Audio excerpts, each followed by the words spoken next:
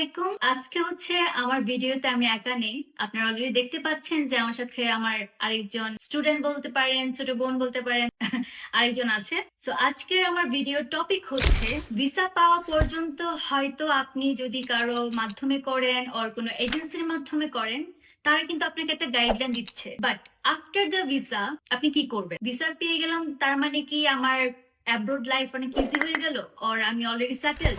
আজকে আমরা ভিডিওতে কথা বলবো সঞ্জিদা যখন ভিসা পেয়েছে তারপরে সে কি কি ডিফিকাল্টিস ফেস করার কথা মাথায় রেখে আমাদের সাথে যোগাযোগ করেছে। তো চলুন সঞ্জিদার কাছে চলে যাই। আসসালামু আলাইকুম সবাইকে। আমি সঞ্জিদা আক্তার। আমি এখন আছি বুদাপেস্ট, হাঙ্গেরিতে as a student, Budapest Metropolitan ইউনিভার্সিটিতে BA communication and media studies প্রোগ্রামে। সেম কোয়েশ্চেন, যে তুমি কি কি ডিফিকাল্টিস এর কথা মাথায় রেখে নরমালি আমাদের সাথে কন্ট্যাক্ট করেছিলে? প্রথমত আমি তিনটা জিনিস মাথায় রেখে আপনাদের সাথে কন্ট্যাক্ট করেছিলাম। সেটা ছিল first of all accommodation, second airport pick up, third job অপরচুনিটির জন্য। ফার্স্টে আমার অ্যাকোমোডেশন নিয়ে আমার খুবই একটা টেনশন ছিল যে ডরমেটরিতে আমি কখনো থাকি নাই, তা কিভাবে কি হবে এটা নিয়ে আমিও যেমন টেন্স ছিলাম, আমার বাবা মাও অনেকটাই দুশ্চিন্তা ছিল।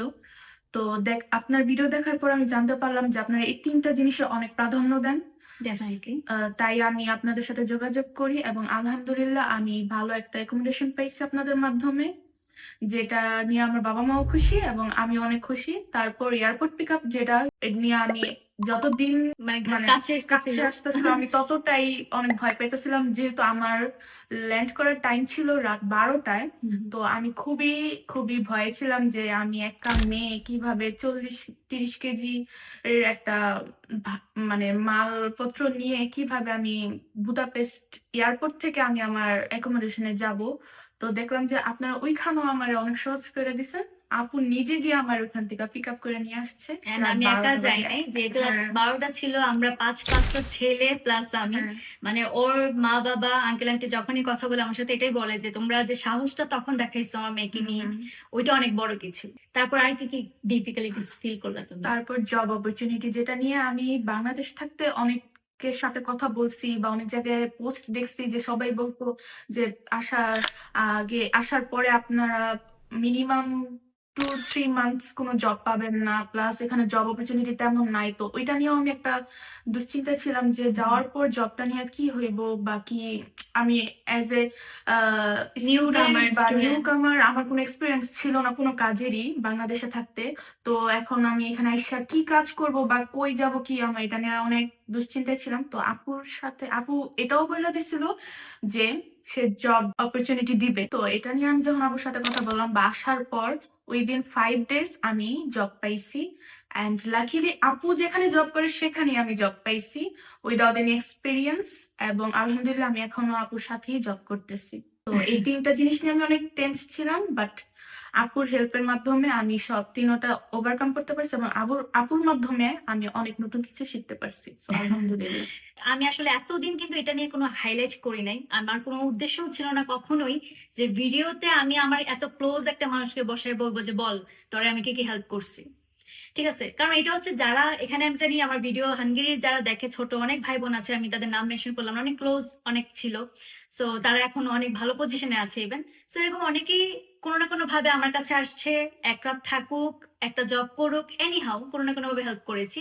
সো আমি ট্রাই করব যে আরো এক দুইটা মানুষ যেন, যারা অ্যাকচুয়ালি বিলিভ করতে চায় না বা বুঝে না যে আপু মনে হয় এগুলা শুধু ফাও বলে শুধুমাত্র স্টুডেন্টদেরকে হচ্ছে গ্যাদার করার জন্য, বাট না, অ্যাকচুয়ালি এর বাহিরে আমি ওরকম অনেক কিছু করেছি যেটা আমি প্রাউডলি বলি। এটা আমার গর্বের কথা, তাই আমি মুখ ভরে বলতে পারতেছি। তো যাই হোক, আমার ভিডিওর আজকে এটাই টপিক ছিল যে আপনাদেরকে আরো যে 10জন ছেলে বা মেয়ে আছেন, স্পেশালি মেয়েরা যারাই আছেন ভয় পাচ্ছেন, বাবা মা ভয় পাচ্ছে, ভয় পাওয়ার কারণ নেই। কারণ আমি মনে করি আমার জায়গায় আপনারা অনেক বেশি লাকি। কারণ আমি যখন হাঙ্গেরিতে অ্যাপ্লাই করেছিলাম, আমার মা বাবা সিঙ্গেল একটা পার্সন পায় নাই যার সাথে একটা ওভার দ্য ফোন কথা বলছে যে আমার মেয়েটা কিন্তু যাচ্ছে বাবা বা মা, একটু দেখো।